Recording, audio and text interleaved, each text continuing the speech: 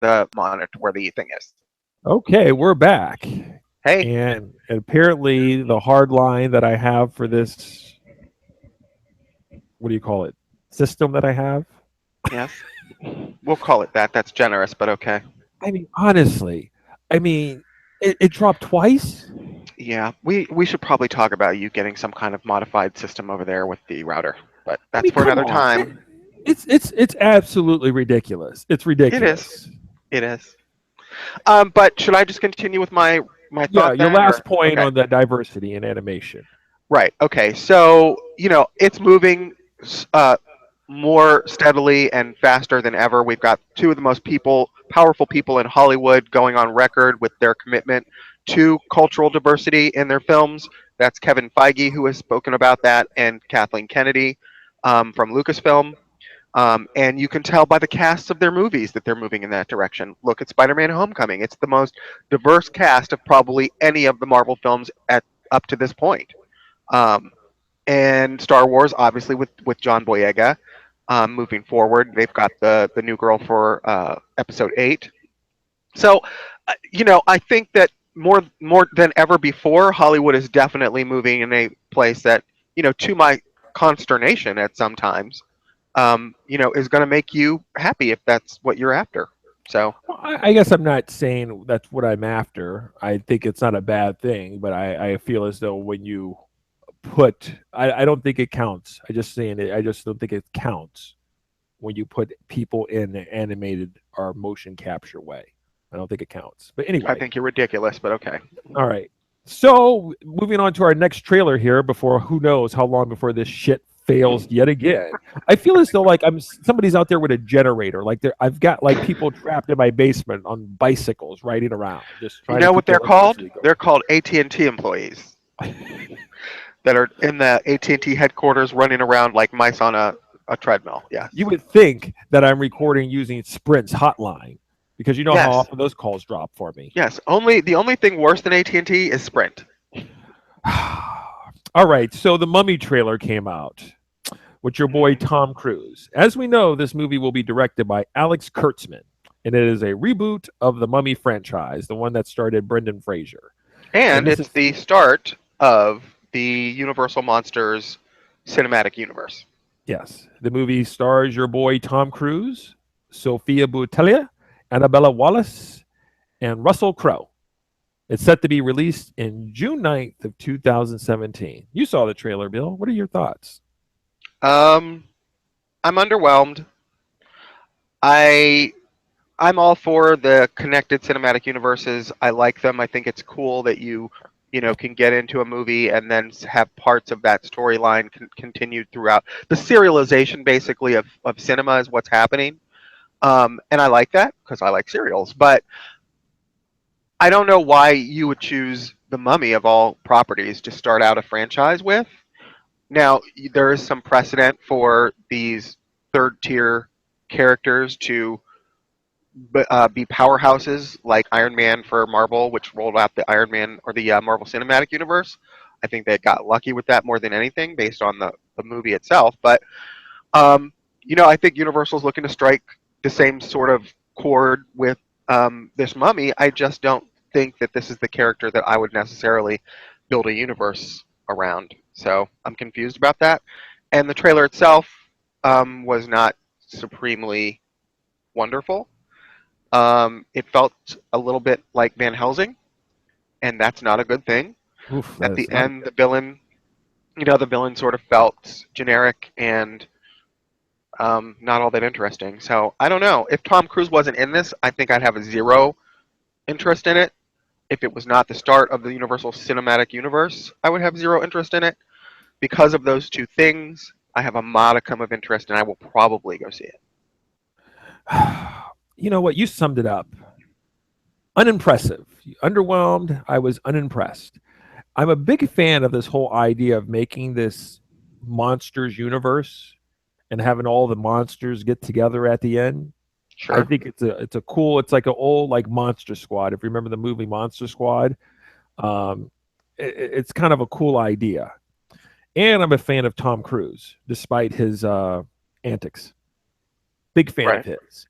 And And if you had anybody in here outside of Tom Cruise, I don't know if we'd be talking about this, to be quite honest with you, because that trailer in and of itself, I walked away and said, "Why do I care?" And I think I just want to echo some of those things that you said, like the villain. I just don't know. You're right about starting off with the mummy. I don't know why you would start off with the mummy. You know, you want to bring out your big gun. You want to bring out your big gun to get everybody on board. And I don't know if the mummy is a good start. And two, I don't know your presentation or this mummy that you're putting out makes me want to go see, because there was nothing that seemed particular about this monster that makes me want to sit there and say I've got to go see it. You know, besides the Well, fact that it made like it doubled its eyes in a trailer, there was nothing else about some mummy throwing her arms out and seeing some wind blow past that sat there and said, "This is some new interesting shit." well, if you listen to director Alec Kurtzman, who gave an interview about this when the trailer first came out, he said his interest or his um, desire to make this movie came out of the fact that the mummy is now a female, which, when we're talking about diversity, is another, I guess, way of them pushing the boundaries of what they've considered, you know, in the past. Um, so his See, this is big the thing thing is about it. that What does the mummy having to be female have to do with anything? why it's diversity, silly. That's the Well, catchphrase in you know, Hollywood these days. you know what? If you wanted to make Dracula a female, that might kind of put a different twist on it. But the mummy seems to be one of those like asexual things for me. Does it matter? It's dead. Apparently, it matters to Alex Kurtzman because that's the only reason why he wanted to make this movie. So Okay. whatever it was So Alex about her Kurt. sex that made him interested in it, let's just hope it shows up on screen and we get why he was so fascinated by that. So this Alex Kurtzman, this is also the guy behind. Let's see here. He wrote Transformers. This is why I'm not particularly also interested in this movie. I'm not a big Alex Kurtzman fan. I'm with you. I'm not going to go over here because the Transformers sums it up here, and the trailer seems to echo what I've already seen before from him. And obviously, we have to wait and see it. But there is something that just it's just It's not lacking for impressive me. and underwhelming. It's underwhelming. It's lacking. Of all the trailers that were released in this last week and of all the summer movies that are highly anticipated for next year, I'm really struggling to give two shits about this one. So And do you think the fact is we have a minute left, Bill? Do you think the fact that Tom Cruise in it? I mean, this is really the only thing I feel like it's really uplifting, keeping this project afloat. To be quite honest with you, um, I think Tom Cruise does a lot of good movies. I mean, he's a big fan. Do you think that somehow there's more to it that even Tom Cruise wouldn't just go into a piece of turd movie? again, ask Tom Cruise's accountant why he did the movie. Um, okay, I don't. I know that Tom Cruise has a reputation for being somewhat discriminating in his roles, but everybody gets old in Hollywood, and he's nobody's spring chicken anymore either. So you have to sort of remember maybe he's not also getting the same level of interest because movie stars are kind of dead anyway. But that being said, it does lend a little bit of respectability towards the production altogether that you have either what's considered what's an A-list actor now or a former A-list actor signing on to a big part of the movie. So that's one thing that does sort of lend it a little bit of respectability. We're gonna move on to the next trailer here, but I just saw what there's a trailer of a movie on Netflix called, I think, the Midi Deck Guy, Medici of Florence. Anyway, in the trailer, there's Dustin Hoffman, and I sit there and I kind of chuckled for a second because it's sort of like Russell Crowe. At some point, you have to transition from being like a top dog A+ actor to just filler roles. You I don't know if come they would in. call them filler roles. I would imagine they would call them more like character parts versus leading roles. Okay, you know what? That sounds like some shit designed to make their ego feel better. Okay. That's what it is. Okay. Russell Crowe comes in and he plays the wide sage doctor. That's his parts. That's his parts now. He comes in and he sits there and wears a suit and gives some sort of guidance. That's what he does, and leaves the real action to the real stars. That's where he's at now. Well, It's, he's I mean, like 60, so it's just an observation. Anyway, one of my favorite trailers came out. Out of the three, I have to admit that this next trailer was my favorite. Guardians of the Galaxy 2. sure. What? I rewatched the trailer because, as I told you before, I was, somewhat underwhelmed with when I first saw it, and then I watched it a few more times. It's growing on me, I will say that. Baby Groot is going to be a star. I mean, Groot is just a star, and I think that there's going to be a whole lot of money made on Baby Groot figures when this movie is released, because he's just cool and fun, and Who's the you know, director of Guardians of the Galaxy? James Gunn. Yeah, he also come out and say the reason why we did Baby Groot was not just to try to infuse the toy market. We're just not trying to do a a toy grab. Did you see that comment by him? I did see that comment, but it is what it is. But Baby Groot is certainly not going to not sell toys. So I don't know how you had to walk away from not watching that trailer, being a fan of the first Guardians of the Galaxy, and not be, what's the word, excited and have some enthusiasm for watching the second one. I mean, like I it's said, I had to sort of get into it. I watched it a few times, and like I said, it's sort of I've gotten into the groove of it, but it took me a little while. Um, what got you out of the groove then? um, More of same, I guess, is basically what, and then that's not a bad thing, but I was just not really surprised by anything I saw in the trailer, or it didn't have enough money shots in there to make me go, I must see this right now. Now, I am looking forward to very much seeing it, but it wasn't one of those trailers like where it just captures you and you just go like with all the Marvel, or excuse me, all of these Star Wars trailers where you just go, when is that movie coming out? I must see it right now. I didn't have that reaction, which is what I kind of want. Okay. I mean, the scene with Rocket Raccoon talking with Baby Groot. I mean, as someone as cold hearted as I am at times with some of this here, it put a smile on my face. I Oh, mean, absolutely. I mean, yeah, and the whole tone of it is just so far removed from something like Doctor Strange, which I think is really the key to Marvel's success. And when you always talk about they're always the same in some ways, I see your point, but in other ways, the tones vary widely within this Marvel universe. it It's is, which certainly is not. It's certainly not going to be Captain America: Winter Soldier, and it's certainly not going to be Doctor Strange. So it does feel different. it does, which is actually going to be something we'll address after we go over our next subject with the Justice League news coming up here in a little bit here.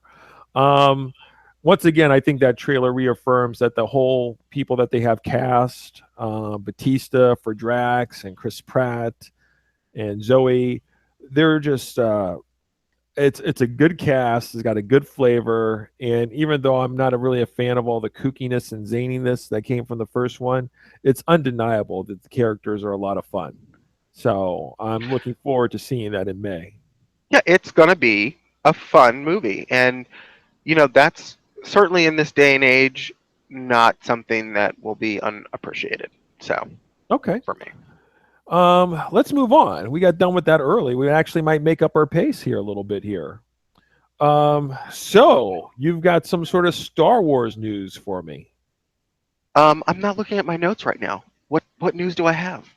You have the Star Wars news, that rumor that Rey is the Oh, right. granddaughter of Obi-Wan. Okay. What?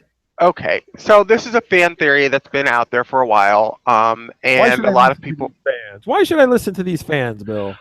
well, it's like this. A lot of people don't want Rey to be a Skywalker. I personally am in the camp that I do, and I think it's essential for her to be either a Skywalker or closely tied to the Skywalkers, Okay, because time out. Why don't the fans want her to be a Skywalker? Give me that. I don't know. because it reduces this what's supposed to be a galaxy to a small. It's too small. It's too insular. It's too. Oh, I How can got this you. whole It's galaxy be all about this one family? right. The Um, Skywalker family is the preeminent, like they're like the Queen of England's family over there, huh? Nobody right. else can share the power. It's just their bloodline. Right. And like that or not, that is the story of Star Wars. Is the story of the Skywalker family. It runs throughout both trilogies. Um, Luke, and now with Kylo Ren and Han and Leia, it's the story of the Skywalker family. I mean, I don't know how you get around that 6 or 7 movies in. So I kind of think they should not get around it and embrace it, because the reason why I want her to be a Skywalker is because those are the characters that I've grown and grown over 6 films or 7 films with. I want to see what happens to the legacy of that family. So anyway, a lot of people don't want her to be a Skywalker. Also, it becomes problematic when Luke is supposed to have been the last Jedi, and they have a code that forbids them to be intimately Yeah. involved with people. Blah blah blah. So Luke was down in a brothel down in Mexico making it happen, huh? Right. Not wrapping it up. Well, a newer theory then has cropped up where Rey is now considered the possibility to be a descendant of Obi-Wan Kenobi. You sort of run into the same Jedi code problem, but it is also now written into canon with the Clone Wars cartoon that George Lucas did, that Obi-Wan did have a period of his life where he disobeyed the Jedi code and had a romantic relationship with a character on the Clone Wars show. Now they're also hinting very subtly at this point, but there are droppings of hints in the new Rebels cartoon that one of the characters in that show, one of the rebels on the team, is possibly Obi-Wan Kenobi's daughter.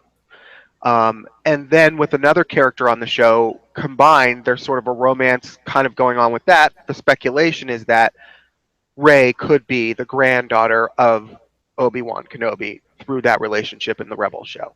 Now, this is problematic for me because I was just about ready to give up the Rebel show.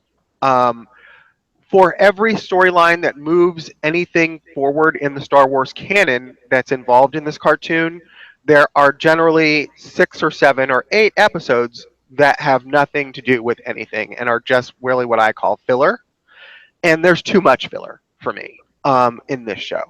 I am down with their mythology, and as long as the story's moving forward, and this also ties into what we were talking about before about TV shows stretching shit out beyond all believability. Um, So now it like I forces said, you to have to watch these episodes before when you were trying to maybe wean yourself off of them. Now right you're now it's like I was ready to really eliminate the show from my DVR because it just is repetitive and the story never moves forward.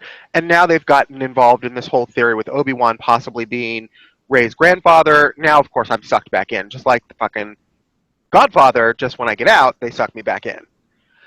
So I can't ignore the show entirely if this turns out to be true. Now, if all of this turns out to be not, and I end up having to watch these episodes of these shows and it ends up nowhere, I'm going to be really pissed. So I certainly hope for their sakes that they tie it together somehow. So when they come up with this fan theory here, they lay out all like their evidence. Do they point to Exhibit A, B, and C as to why it might be Obi-Wan's granddaughter? Right. Yes.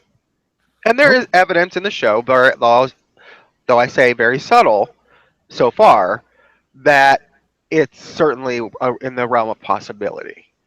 Okay. I kind of like that idea.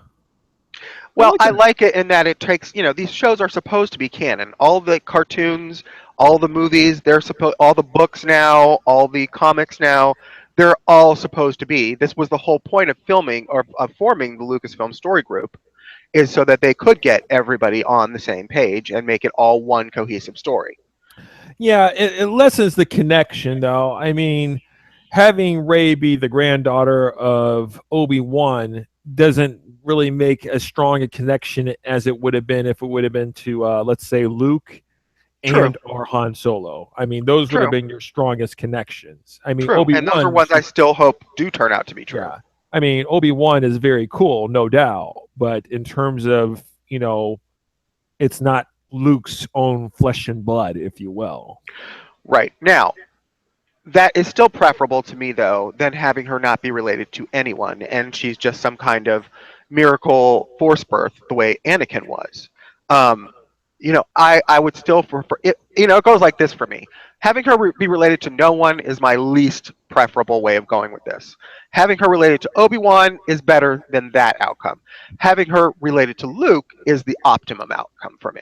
So, Yeah. Okay. I got or you. Leia, obviously Leia too. I would like to think that we had to come up with some way to kind of I can signal to you. We don't do video, so I can't really see you to give you like the hind sign. And these things are kind of obnoxious. The effects that I have at my disposal. That's okay. Um, I don't mind. Just play it and I'll know. okay. All right. So we have I less thought we than a were going with minute. the alarm. It's too long. The clock just goes too long. It just goes too Okay. long. Tick, tick, tick, tick, tick.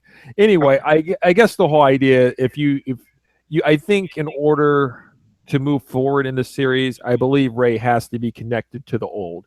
So I would think that somehow she would have to be related to somebody. So the book end it all, and launch you into the new universe. To have her not Now, related to somebody else would be, I would think, because then at that point, then your connection is going to be Ben Solo, an evil guy, and that's not what you want in I terms of. will say this. One of the things I think is the coolest part about Rey possibly being Obi-Wan's granddaughter is that if you recall the big fight at the end of episode 7 between Kylo Ren and Rey, it would then become a mirror of the fight between Obi-Wan and Darth Vader in episode 4 because you would end up having the granddaughter of Obi-Wan Kenobi fighting the grandson of Darth Vader.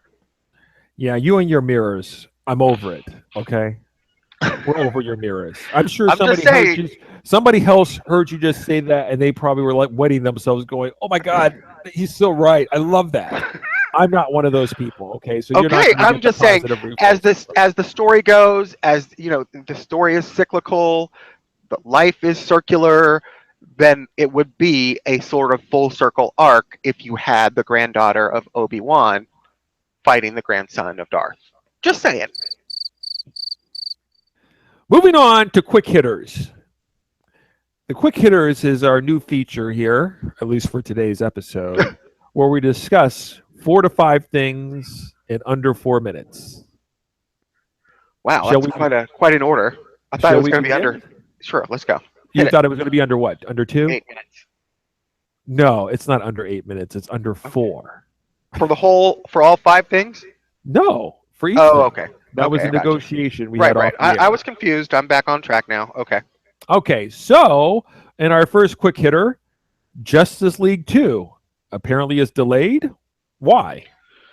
Well, because Warner Brothers is scared shitless that their cinematic universe isn't going to fly with people, and now they've put their big guns up front to sort of bolster the coffers. And every time you put out a Batman movie, it does nothing but rake in dough. So they're moving the Batman, with Ben Affleck into that June 19th, 2019 slot that was slated for Justice League 2.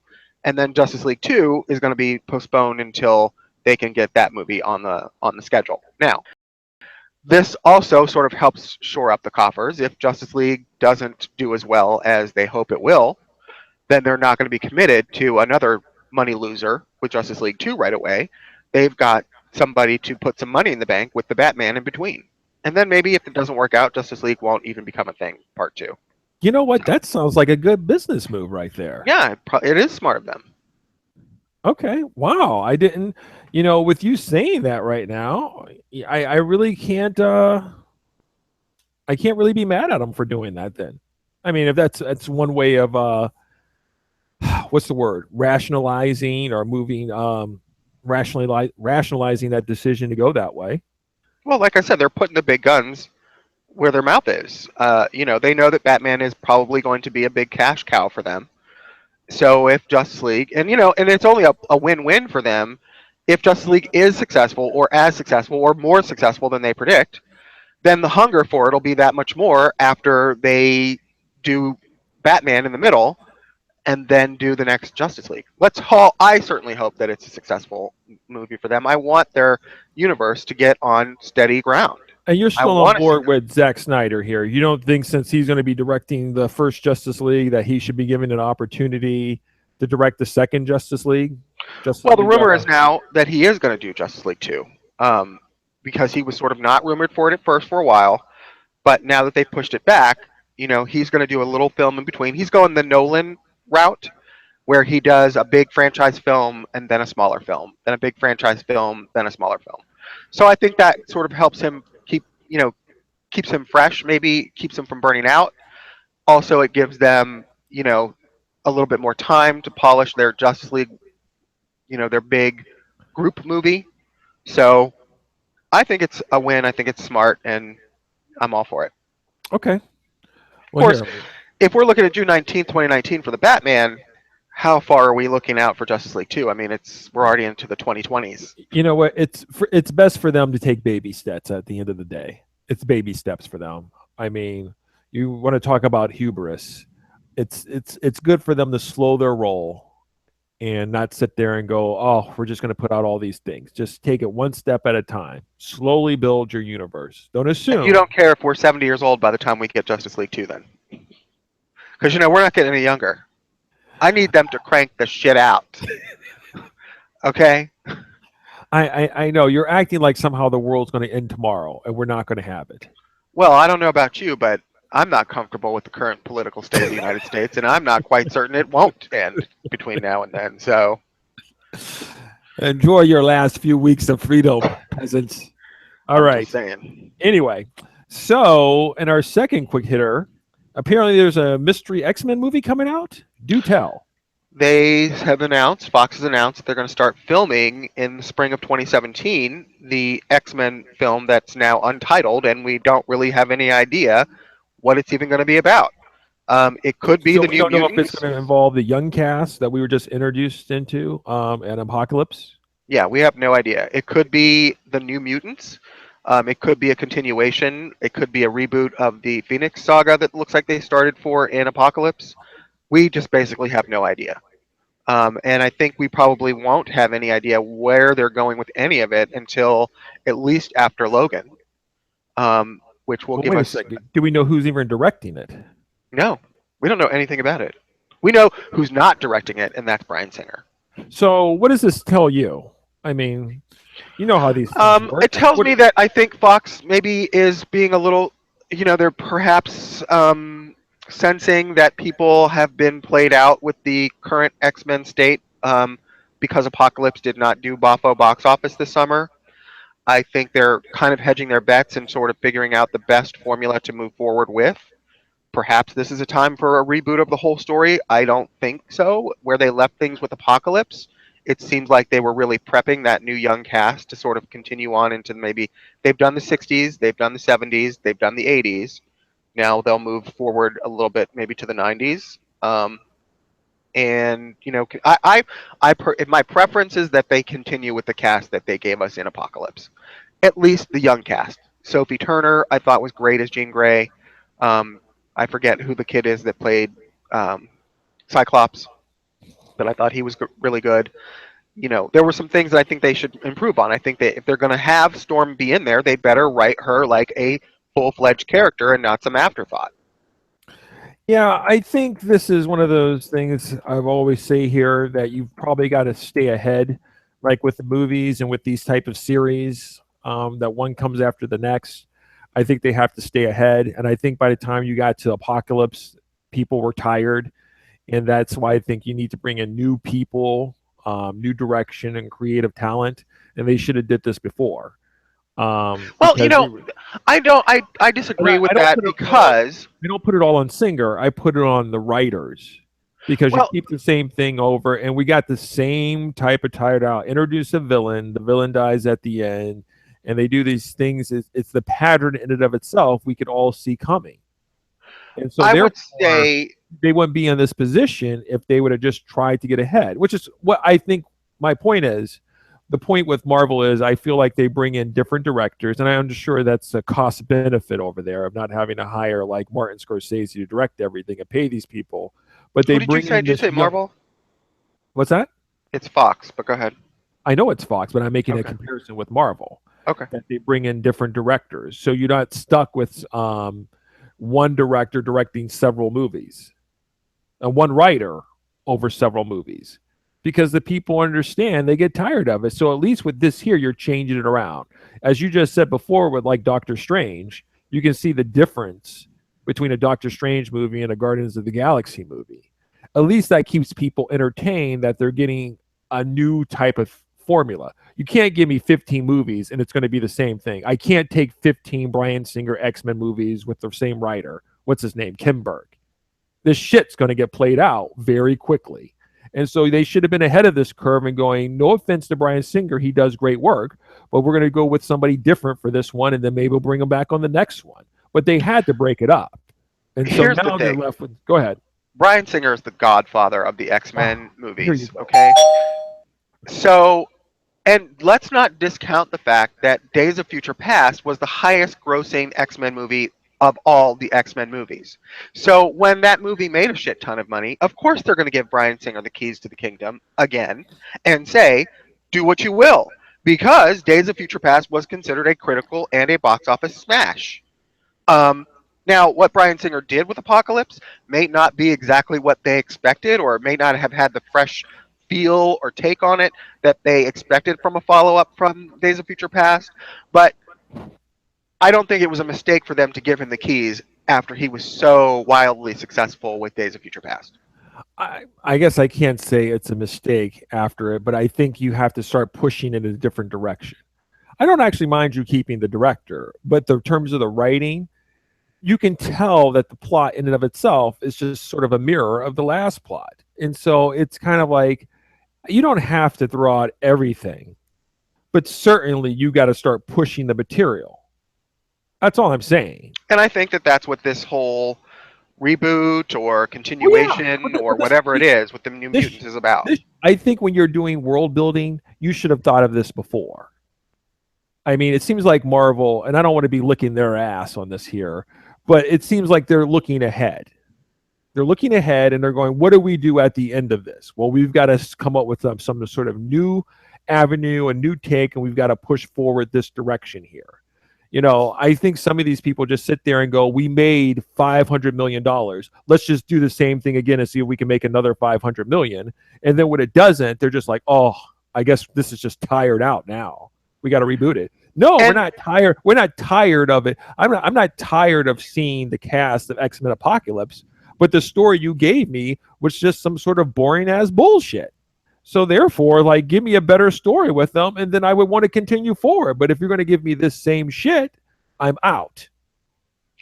the characters that they've used so far in the X-Men cinematic universe are also much more limited as far as the Marvel cinematic universe. Now, I understand in the X-Men comic verse, there's probably thousands of characters to which they could pick to do stories about. But in the cinematic universe, it's always been the story of Xavier and Magneto and the people that were surrounding their immediate lives. So it's easy for Marvel to say, well, let's just pull Black Panther out of our ass, or let's just pull Thor or Captain America. That's a much more wide swath that they've picked from. And so each of those stories, only has like a trilogy a piece. There's only a trilogy of Captains, there's only a trilogy of Thors. Whereas X Men, it's really 7 movies about the same characters. So I see that they're getting maybe a little bit more limited, and maybe that's what this whole New Mutant thing is all about. Okay. And, and our third quick hitter, a humans, has a new overall creative authority in charge, and his name is Scott Burke. okay. And how do we And know Scott Burke? Scott Burke was the showrunner for the last 3 seasons of Dexter, and he is also the showrunner for Netflix's Iron Fist, which comes out in the spring. Before you give me your 2 cents on it, I watched what do you call it? Dexter, right? Dexter, sure. Now, Yeah. you weren't a The, fan of the the last last couple two of seasons seasons, of right? Dexter were probably one of the worst for me. Okay. That's just a Um, FYI. Doesn't mean he's responsible for all of that, but I'm just saying it just turns out he showed up at the party late or he caused the party for everybody to go home. One of the two, but either way, that's not a positive for me at this point. But go ahead. um, to be realistic about it, one of my favorite television shows on the air is probably entering its final half season, which is Agents of Shield. Now they may come out and pull out some kind of miracle at the end, but the ratings are not doing very well, and it's looking like cancellation is probably in their near-term future. Wait, what So, show is this? Agents of Shield? He's part of that? No, no, I'm just saying with that show ending, and then Humans now becoming probably the new ABC Marvel show. I'm glad that the universe is going to continue telling Okay. me stories on television that I like. There's also a rumor that this is the Inhumans is going to not cancel out the movie, but sort of serve as a prequel to the eventual Inhumans movie. Inhumans is a storyline that's been featured on Agents of Shield for at least 2 seasons, so I don't know how much they're going to tie that Shield story into the new series Inhumans. But I am looking forward to seeing a little bit more. And as far as I'm concerned, Agents of Shield does have some of the best special effects on TV. But to see more super powered beings in one show on a superhero show is not a problem for me. So I'm looking forward to it. Okay. All right.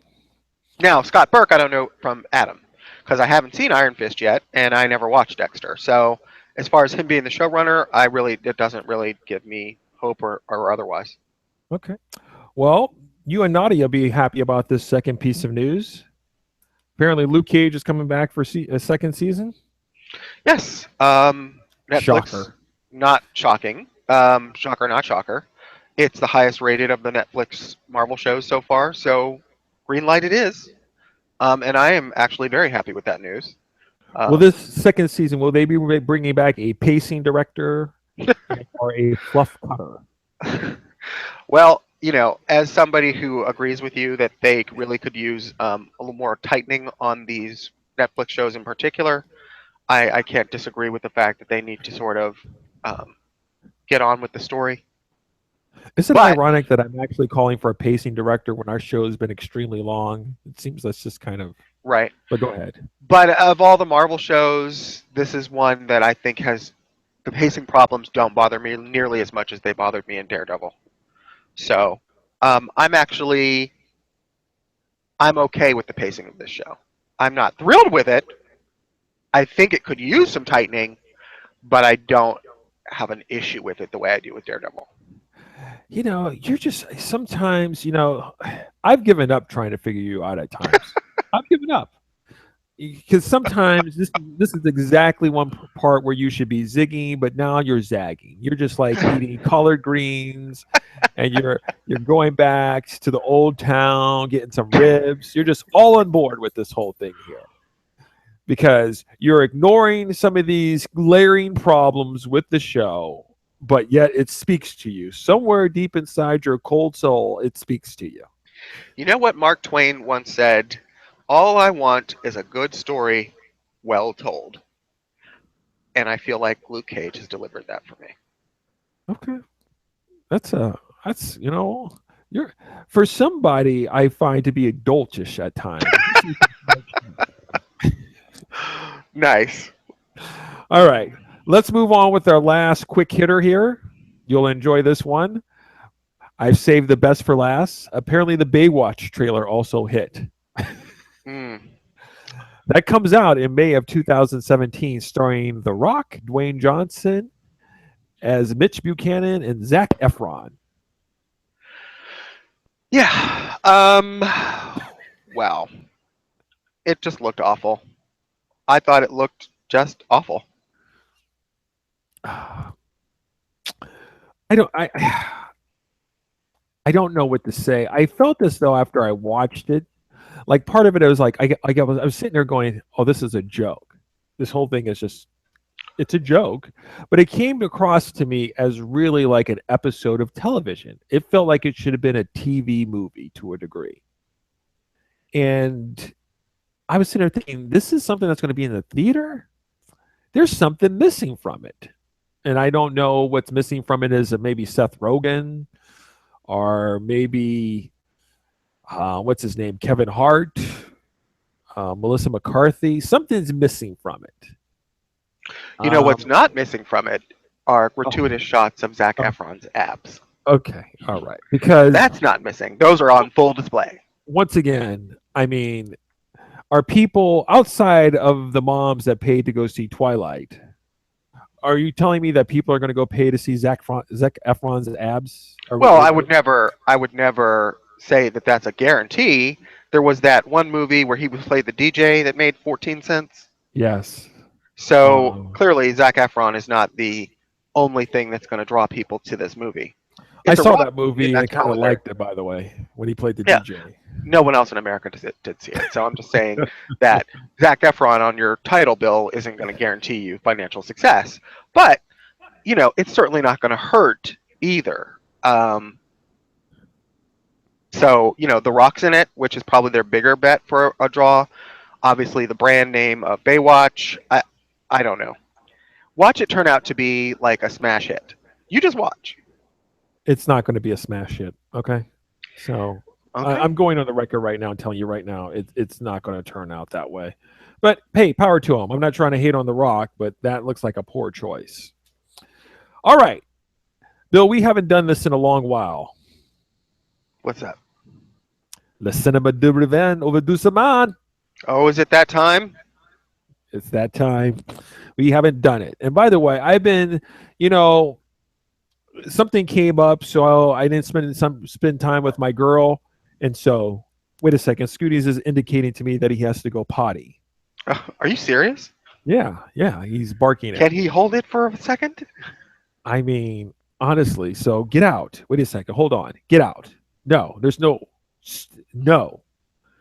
Anyway, so there's going to be some barking in the background. I can't That's help it. fine. There's no He, pause on this new there's no movie. pause.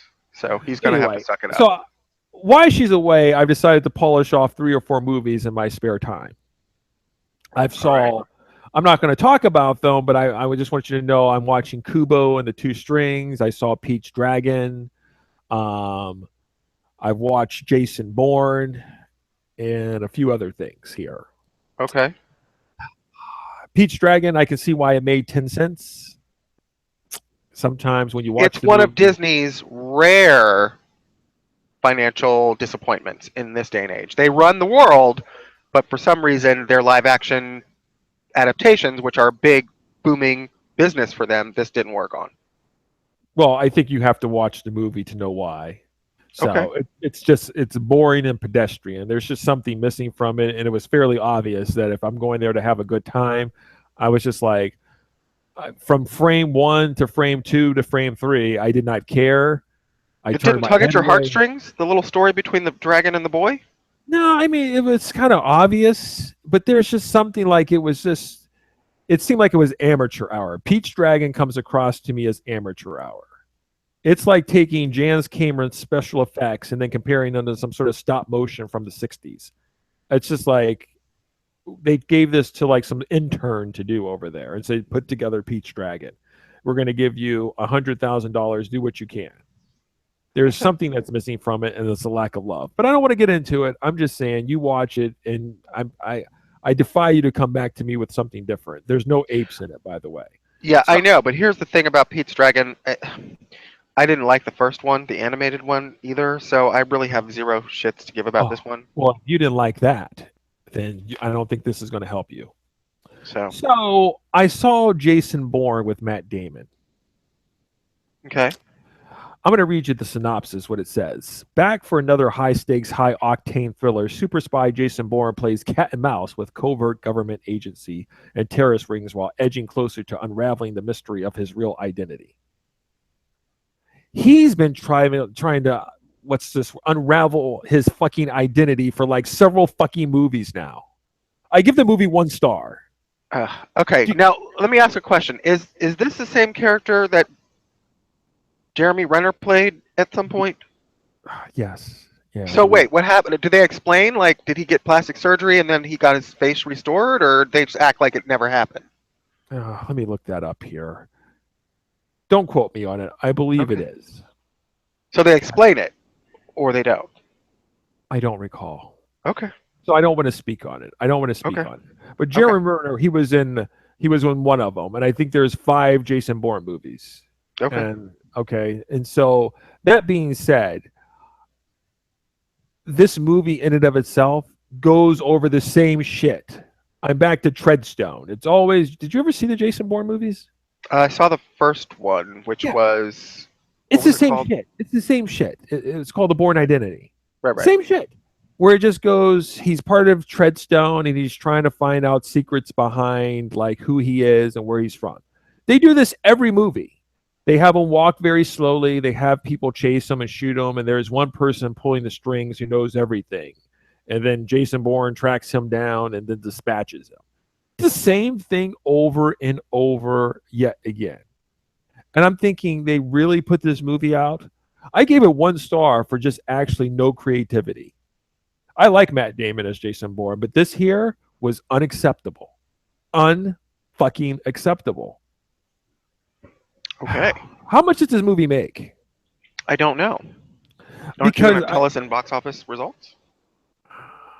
I guess I can. It just amazes me. I'm looking it up right now. According to the Box Office Mojo, it made $415 million worldwide. That It seems made like a lot of money. 162 million in America alone. I mean, how much it could possibly have cost? 120 million. Sounds like a disappointment. Well, these numbers don't bear it out necessarily on its face, but it was a disappointment for me. Right. That when I sit down on like a Friday night and I'm eating my Chipotle and I want to have a good time with some sort of good old fashioned entertainment action film, and I get this, it just really hurts me that they would even put this out. It's just the same plot, different people, and you just go through the motions. Anyway, moving on. Don't breathe. Yes. Who's the muscle guy in that movie? The one they want to play Cable, Stephen Lang. Yeah, Stephen Lang, the blind guy. I want you to know that movie was fascinating Why? because it was like a thriller, and the direction of the movie, there were some twists and turns in it, and it didn't play for the obvious. There was some creativity behind it, simple but creative. Who's this director? What's this? Fede Alvarez. He did the Evil Dead remake. Okay. He's my young and upcoming director. He's what M. Night was for you back in the day. I Okay. feel like this guy's got a bright future ahead of him. I mean, I liked his Evil Dead remake and this Don't Breathe. Uh, I was on pins and needles while watching this whole thing. It was fascinating to watch. So anyway, I don't want to spoil it for the people out there. How many stars? I give it 4 stars. Now we're going to be doing our Really? movie reviews at the end of the That's year here awfully coming high up. for you. Okay. Um, and so I'm not sure just yet if I'm going to have a movie of the year, but certainly Don't Breathe isn't going to be in my top 10. Um, as well as The Jungle Book will probably make my top 10 also, believe it or not. Okay. But I'm not sure. I'm not sure if I'm going to have the penultimate number one movie.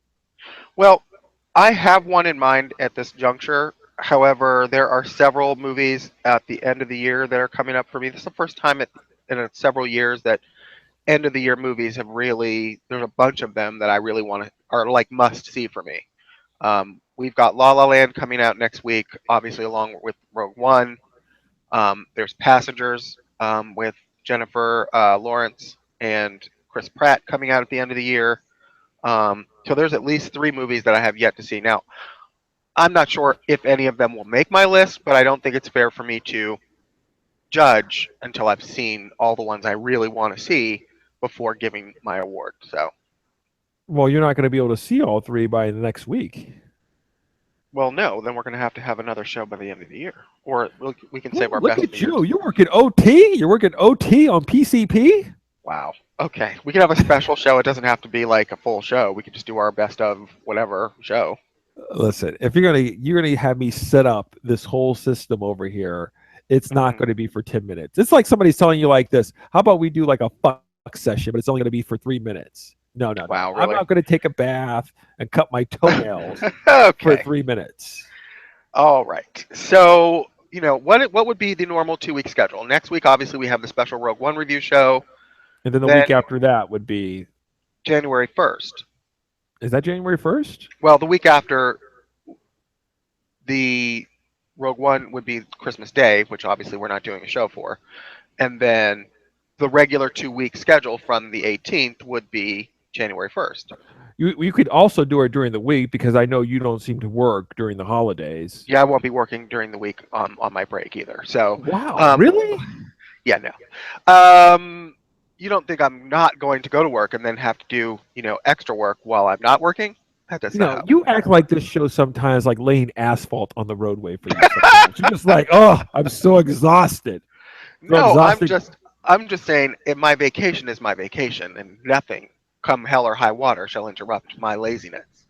What, Um, what do you walk out of your basement and walk upstairs and Chris goes, what's wrong? You're like, oh, baby, I just had a hard time during the show. I just need a moment. Just run me a hot bath. I just need to relax. I think January 1st would be the perfect time. Are you going to be out of town that week? I don't know if I will be out of town. I got to come up with some plans.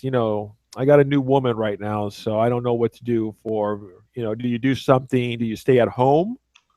It's New Year's Day. What are you going to do? Go out New Year's Eve like everybody else, and then come Go home out on New and Year's Eve? recover. Huh? You go out on New Year's Eve? I don't, but I'm not everybody else. I'm not like, a proletariat. I don't know Uh, why you put me in those categories then. Why am I you're, supposed to you're be a out? man of the people. Let's put it that way. You're a man of the people. You like to socialize. You like to get out there and mix it up. Mm, It's getting kind of cold outside, so I don't know if I want to be mixing it up anymore. I got to go shovel snow off my vehicle. I think Anyway, January 1st would be a perfect time. It's a Sunday. It's the first of the year, so that way it will officially be in 2017, but it's not enough time to have to worry about getting another movie in there for contention. I think it's perfect. But you okay. decide. All right. That's fine. That's fine. I kind of like that idea. That's kind of cool. That's a good way to start off 2017 with a little PCP. Maybe Sure. during my time away on the break, I could figure out some shit. I don't. What am I supposed to be figuring out? A I new don't know. system, a new recorder. I mean, what am I supposed to be figuring? How to get the sounds back would be nice. Oh, okay. All right. All right. Anyway, let's move on to. We haven't had this a while. It's kind of like what's the word? Nostalgia here. Hey, I heard that sound. How come I didn't hear the music? Well, these are sound Oh, effects these are within sound this. effects within the Hangout. Okay. Yes, yes, Can you yes. add sound effects to Hangout? I do not know. Maybe we should try that. I'm sure there's some sort of copyright thing. Everything's copyright. All these laws. You know what? I'm glad Trump's coming down. Maybe we can get rid of some Wow. of these rules and regulations to sit here and fucking keep our podcast down. That's what I'm thinking. Wow. Okay. Maybe get rid of the FCC. Sure. Fucking All put it. government agencies, just get rid of them. Yeah, just puts Let's a real have Trump damper. alone in a room managing the country without any input from anyone. That'll surely go over well. All right. We're going to move on to box office receipts for the weekend of December 9 through 11 of 2016. Nearing the end here. Number one is what's this Wait, let me ethnic guess. name? Moana. Muana. Moana.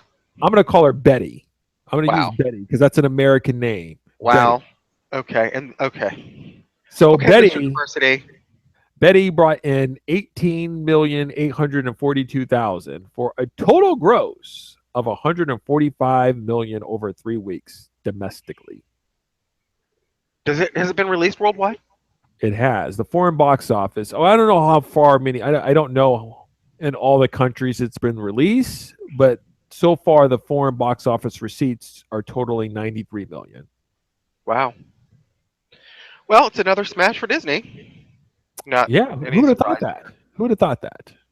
Well, it goes to show that stories featuring minority characters can Oh, be financially viable. oh. Now, Tell that don't to the tell that. Princess and the Frog. Tell that Yeah, shit to that's what I was going Princess to and say. the Don't Frog. tell that to the Princess and the Frog. But apparently, it's okay for the Hawaiian princess. So, Yeah, don't get me started on that one. And don't tell me it's because of the voice of the rock either, which I had no idea it was the voice of the rock until they told me. Are The you under a rock? How would you not know that? It's quite obvious when you hear the characters talk that you, it's The you, Rock. I don't go to see movies because of some fucking voice actors. I don't know why No one's people in saying that you do. Hollywood sit there thinking, going like this. Oh, this cartoon character stars the voice of Tom Cruise, and this one is over here as Denzel. Nobody cares about the fucking voice. Nobody They do. cares. Apparently, they do if it's voiced by The Rock. Ask The That's Rock's accountant if they can. you're all about this today. This is all you're about. That's all you're about. It's what makes the world go round, my friend. Okay, Don't number discount it. two. So Betty apparently beat out this number two movie, Office Christmas Party. It was making its debut. It pulled in 17,500,000. I don't think that's terrible. Yeah, but it's the movie cost 45 million to make. How in the hell can a movie about some no-name TV actors in an office Christmas What are you party, calling which, about? What's her name from Friends is in the movie? yeah, Jennifer Aniston? When's the last time Jennifer Aniston made a movie? She's not exactly box office gold. She makes a lot of movies, but she's out there making Cake. She also did that one movie with I want to say Jason Sudeikis. Well, either way, she does a lot of movies, but I don't think she pulls in a lot of dough from her movies. But she's Did you out say Jason Sudeikis? It's Jason Sudeikis. Sudoku is a puzzle you do in the newspaper. Really? If you're going to be on a show about the inner workings of Hollywood like Popular Cinema Podcast, I'm going to need you to brush up on people's names. Do you know that sometimes I pronounce the names on purpose to show my sign of disrespect? It's a subtle. It's not like calling Kaepernick taking a knee. It's like a sledgehammer to the face. I'm a little bit more subtle with my disrespect. Uh-huh. Sure, we'll call it that. Anything you say, Payne. All right. So you think that some sort of no name? Well, these movies are expensive nowadays anymore. $45 million? It's an office Christmas party. Well, there's Uh, some special effects where there's a car, going over a ramp, crashing into the water, people falling off like chairs and stuff. It seems like there might be some money involved in that. okay. It seems like one of those things that could be made for like 20 million max to me, but okay. Oh, you're like the Ike Perlmutter. That's what you are. That's what you are. You're like the I just don't, Perlmutter. in the concept of it, I don't see where all the money went, but I okay. mean, here you've got Jennifer Aniston, Jason Bateman, Kate Again, McKinnon, washed up TV star. Continue. T.J. Miller, Olivia Munn. Nobody's, no, these are not A-list names.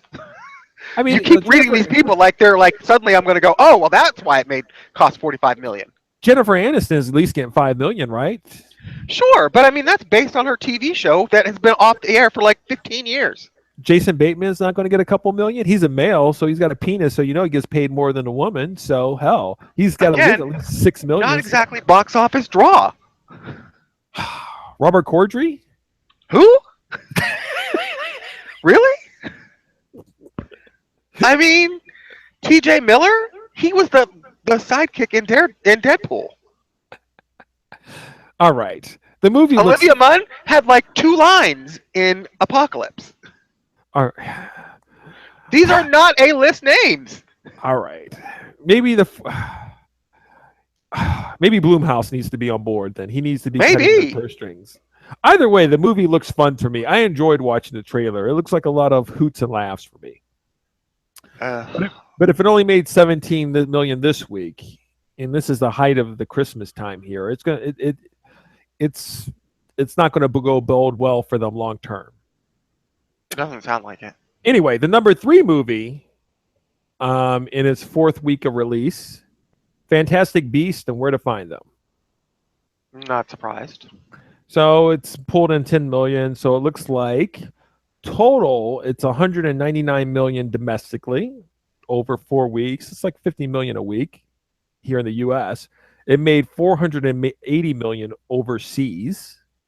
And so it's got a total of approximately $680 million. Anybody who thought that foreign box office sales are not important should take a lesson from this. These movies, especially these big effects heavy driven pop culture touchstone kind of movies play very well outside of the United States, and more than half of the profits come from that release anymore. Well, apparently we're going to get about several more of this because as we keep talking about in this show, they're going to stretch this shit out. They're going to milk this for every dime it's fucking worth now. So, I don't understand the bitterness towards the movie myself. I don't get it. As a fan of the original Harry Potter series of movies, as I know that you are, I don't know why you wouldn't embrace the next chapter of the story, well, even if because it is a one, prequel. Hello? are you there? Yes? Did something happen? It sounded like your microphone kind of went. Yeah, you know what happened? Those people who were running on those tracks over at the AT&T took a coffee break. Here, let's just do this right now. If this shit just breaks down right now, I've been your co-host Payne, And I've been Bill. and you'll see us in an extra week. I'm just saying we're putting that in there right now. So if it shuts down, we're not finishing it. All But right. I'm a fan of the Harry Potter shit, as obviously. But I find that anytime you put Colin Farrell in a movie, it stinks. It stinks to high death for me right there. That's what it means for me. And to be quite honest with you, I What do you find have that against Eddie, Colin Farrell? when he's in a movie, he's just some sort of like what's the word? There's something basic about him. There's nothing extravagant. Like Colin Farrell is what they were hoping. They were hoping Colin Farrell would be Chris Pratt one day. And what you turned out is that Colin Farrell is not Chris Pratt. He can't carry a movie. He can't carry a hit. Even though he's good looking and everything else, he doesn't have that star quality. No matter what he's done, he can't carry the fucking movie. They've tried to make him a star, but he can't be. So he's better off playing some sort of side role, secondary role, whatever have you. But when he's in it, it just seems like it's just like, uneventful. And Eddie Redmayne, Eddie Redmayne. Redmayne, talented actor, no doubt, but there's something as stale as white bread for me. It's just fucking boring. It's fucking boring. And so obviously the movie might hold some sort of magic for me, but the casting of the people itself screams just like I'd rather watch paint dry. Ouch. Okay. So, I mean, that's just my basic impression. I hope when I do see the movie, I call you on the phone and say, you know what, I really enjoyed myself and had a good time with it. But in terms of getting me to the theater, no, I'm not. I'm not. What movie, if it was not for me coming and taking you to movies, what movie would get you out of the house to go see it with Well, just your girlfriend of your own volition, just to go? Don't Breathe would have been a movie I would have left my house for. But you didn't, so I that's tried, not doesn't I tried to count. get tickets. I tried to get tickets. They were giving What away. happened? Well, I put in for a lottery for free tickets and I didn't win. Let me get this right. You didn't just go to the box office and plop down your $9 like everybody else. You wanted to get free tickets, and when the free tickets didn't, this is what I'm talking about. Not a situation in which you are either taken to a movie by me or you're given free tickets. What movie would you pay to see at the movie? What is the movie that is the magic formula to get Payne out of his bubble? Because Some, nothing seems to be doing it. well, you put me on the spot right now. I can't think of it right now. Something's been out there. There's been more than a few that would have dragged me out of the household for. Would have does not count. I need to know what is must see for you. That means when it comes out, if I don't come down there and we go together, what are you going to go out of your house to see? The last movie I went out by myself to see was Mad Max, Fury Road. So, what is it that Mad Max had that 99% of all other movies don't have? It had violence on tap. It's the You sound like some kind of crazy Unabomber, right? and Don't Breathe. You know what it has? I guess if you were to pull up a psychological profile, a workup of me, what these movies have is they have something that they're putting a twist on an old formula. And what I would say would be like a Neil Marshall movie where you would have the hero die at the end of the film instead of somehow getting out of some sort of crazy trap. They put a twist on something, that's what drags me out. But if you're going to kind of give me the same thing at what I can expect, then it doesn't necessarily mean that I have to go see it. It doesn't become must see for me. But if something you do something that's just like, this is strange, never been done before, it's not playing by the same rules as these movies here, then that gets me out. When Steven Spielberg comes out with Warhorse, it doesn't make me want to go out and see the movie, even though I know that Steven Spielberg is a landmark director and that the movie is going to be put together fine. It's going to have a good plot. I know how it's all going to end. I know how it's going to end. It's the same notes and beats. But give me something else. Give me something different. That's what drags me out to this. That drags me out to the film theater right there. That gets me out of my seat. And the only time that's happened in the last 20 years was Mad Max Fury Road. This is why the film industry is dying. This is what we keep talking about. And the more you sit there and you have that little tone in your voice, every one of these movies come out. When you get Fantastic Beasts #7, you got Transformers 9 coming out, you got the Fast and the Furious, no longer called that now, coming out, #12. You've got Vin Diesel doing some sort of movie called The Return of Xander Cage, and you're wondering why I don't go to the theater.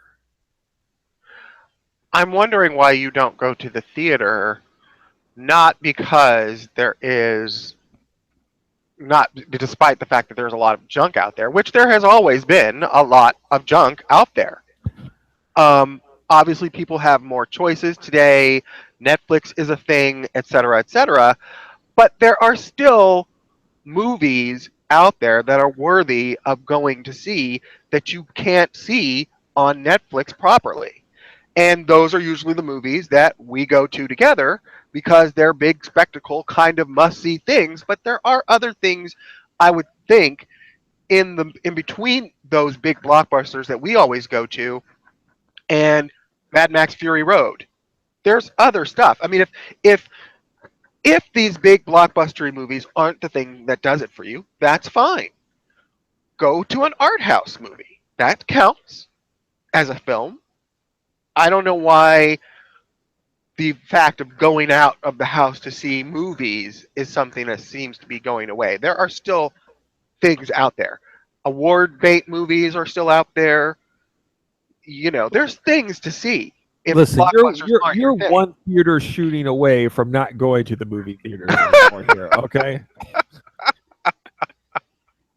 All right, I'm not going to I, say that I, that's not true. I'm going to keep this podcast for posterity because at some point you're going to be just like, so there's going to be some sort of fan go, we didn't hear the film review. You're going to be like, oh, we didn't go to the movie theaters on the opening weekends. There's just too many wackos. We try to go only during the morning shift, you know, theaters where they pat you down. When that happens, I'm not going to say that that isn't going to be my reaction, but it hasn't, thank God, knock wood, you know, it hasn't happened yet, and I hope it never will happen. But short of being afraid of being shot in my, face, there's still reasons to go see movies, whatever they are.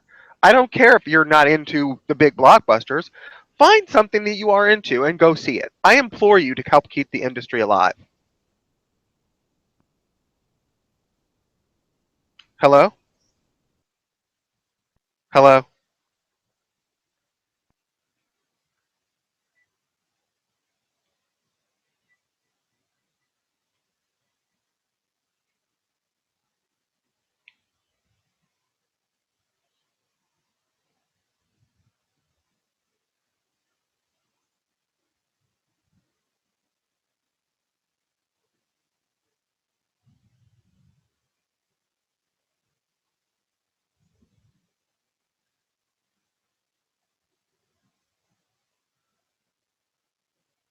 I assume we're done.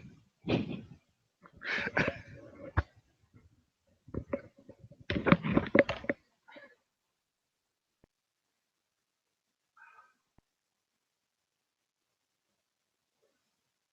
you should give them a call and you should have them come out and either give you another router, a second router for upstairs, or you need to think about moving your equipment.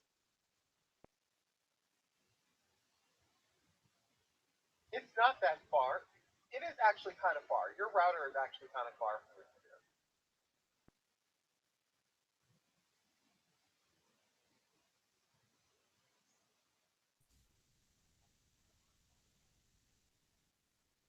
You know, it's AT&T. Those mice can only work so hard. They must have rolling blackouts in order to keep this shit going.